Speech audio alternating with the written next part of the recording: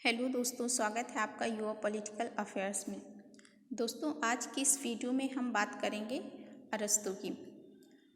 तो आगे बढ़ने से पहले हम बेसिक इन्फॉर्मेशन अरस्तू के बारे में जान लेते हैं कि अरस्तू कौन थे।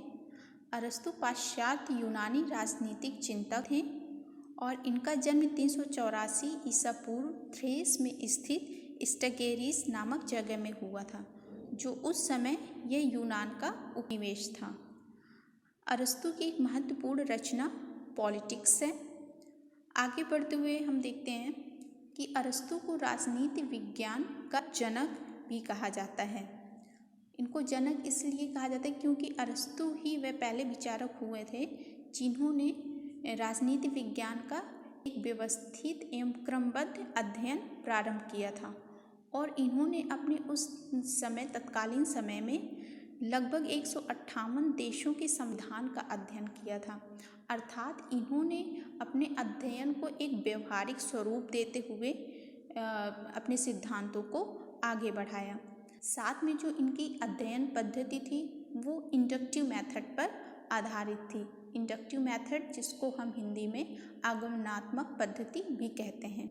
आगमनात्मक पद्धति वह पद्धति होती है जिसमें कोई सिद्धांत या कोई थॉट ऐसा होता है जिसको हम विशेष से सामान्य की ओर ले जाते हैं। इसको समझने के लिए हम एक एग्जाम्पल देख सकते हैं कि जैसे न्यूटन ने जो गुरुत्वाकर्षण का नियम खोजा था उसको उन्होंने जनरलाइज किया था। अर्थात उन्होंने जो गुरुत्वाकर्षण का सिद्धांत है उन्होंने इसकी खोज की, फिर वह पूरे विश्व पे या पूरे यूनिवर्स पे जनरलाइज हुआ। तो उनका अरस्तू का जो अध्ययन का सिद्धांत था, इनका अध्ययन का सिद्धांत व्यवहारिक था, वैज्ञानिक दृष्टिकोण पर आधारित था। इसलिए हम राजनीति विज्ञान के पिता के रूप में अरस्तू को जानते हैं। अरस्तू ने अपने अध्ययन में आगे शासन की भी बात करी है और इसमें वह बताते हैं कि जो शासन है वह मध्यम वर्ग के द्वारा किया जाना चाहिए, वही अधिक सफल शासन होगा। इसके लिए उन्होंने एक शब्द पॉलिटी का प्रयोग किया था। पॉलिटी में इनका तात्पर्य था लोकतंत्र और गुटतंत्र का सम्मिलित रूप। क्यों? क्योंकि इन्होंने इसमें माना था कि लोकतंत्र और गुटतंत्र में जो शासन होगा, शासन वो सर्वोत्तम व्यक्तियों के द्वारा किया जाएगा। अर्थात उसमें उन व्यक्तियों में विवेक उच्च होगा, इससे राज्य या समाज में स्थिरता कायम रहेगी। और सबसे पहले अरस्तू ने सिटी स्टेट शब्द का प्रयोग किया था, जिसको हम नगर राज्य कहते हैं। तो इसी में आगे यह भी है कि अरस्तू ने राजनीति शब्द का सर्वप्रथम प्रयोग किया था सिटी स्टेट के साथ और राजनीति। लेकिन राजनीति विज्ञान शब्द का प्रयोग सर्वप्रथम किसके द्वारा किया गया था? विलियम गॉडविन के द्वारा।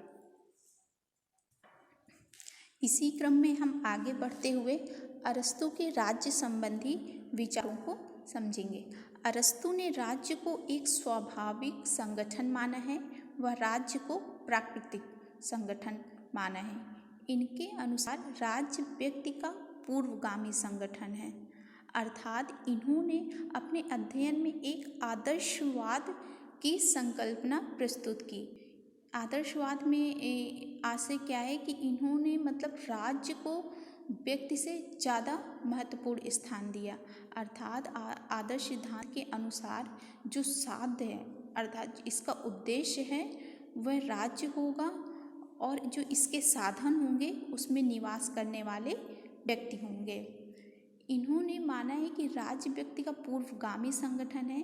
इसका तात्पर्य यह है कि पहले राज्य है, इसके बाद व्यक्ति का स्थान आता है।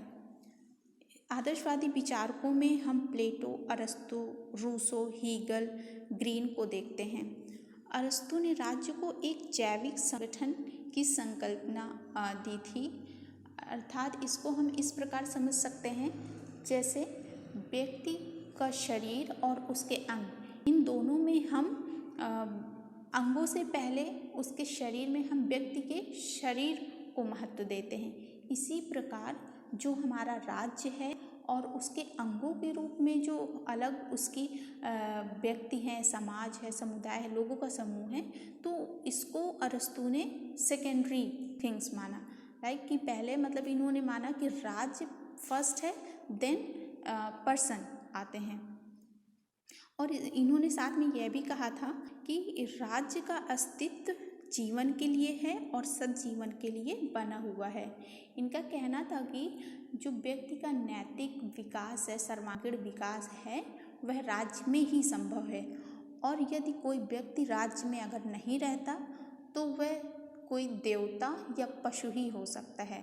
अर्थात इन्होंने एक मानव या व्यक्ति के होते हुए इन्होंने कहा कि अगर व्यक्ति को नैतिक बनना है, अच्छा बनना है, तो वह उसकी संभावना एक राज्य में ही रहकर हो सकती है। हम आगे बढ़ते हुए अरस्तु के दास्ता संबंधी विचारों का अध्ययन करेंगे। अरस्तु ने दास्ता का समर्थन किया था और उस समय तत्कालीन यूनान में दास्ता प्रचलित थी, परंतु सोफिस्ट विचारक एंटीफोन थे। उन्होंने कहा था कि यदि सभी के खून का रंग लाल है तो फिर व्यक्तियों में अंतर कैसे हो सकता है कि कोई दास है या कोई स्वामी है। लेकिन अरस्तु ने माना कि जो असमानता है वह प्राकृतिक है, परंतु दास्ता स्वाभाविक है। इसके पक्ष में उन्होंने तर्क दिया था कि कुछ व्यक्ति जन्म से ही स्वामी और अधिकांश दास होते हैं। कौन व्यक्ति दास होंगे, इसमें उन्होंने कहा था जिन व्यक्तियों में तर्क, विवेक, बुद्धि नहीं होती है परंतु वे शारीरिक रूप से मजबूत होते हैं, वे दास की श्रेणी में आते हैं। इसको आगे उन्होंने यह तर्क बताते हुए इसको सही बताने का प्रयास किया है कि जो दास होते हैं वो स्वामी के साथ रहते हुए उनके घरेलू कार्यों में हाथ बटाते हैं। साथ ही इससे जो स्वामी वर्ग होता है उनके समय की बचत होती है, जिससे कि वे शासन कार्यों में अधिक बेहतर कार्य कर सकते हैं। इसके साथ ही उन्होंने यह तर्क भी दिया कि जो दास वर्ग होता है वह स्वामी के साथ रहते रहते उनमें नैतिकता का विकास होता है। और फिर उन्होंने कहा था अरस्तु ने कि स्वामी के साथ दास को रहते हुए यदि उनमें विवेक का विकास हो जाता है तो उन्हें दासता से मुक्त कर देना चाहिए। इसके साथ ही अरस्तु ने आगे दासता के दो प्रकार बताए थे, एक प्राकृतिक दासता और विधिक दासता। प्राकृतिक दासता का तो अरस्तु ने समर्थन किया है, परंतु विधिक दासता का विरोध किया है। प्राकृतिक दासता जिसकी अभी हमने चर्चा की है, लेकिन विधिक दासता क्या होती है? विधिक दासता में जब कोई एक राज्य दूसरे राज्य पर आक्रमण कर देता है तो उस देश के लोगों और युद्ध बंदियों को उन्होंने दासता की श्रेणी से अलग रखा है, क्योंकि उनका कहना था कि युद्ध बंदी जो होते हैं इसका जो आधार है वह बुद्धि और विवेक नहीं है।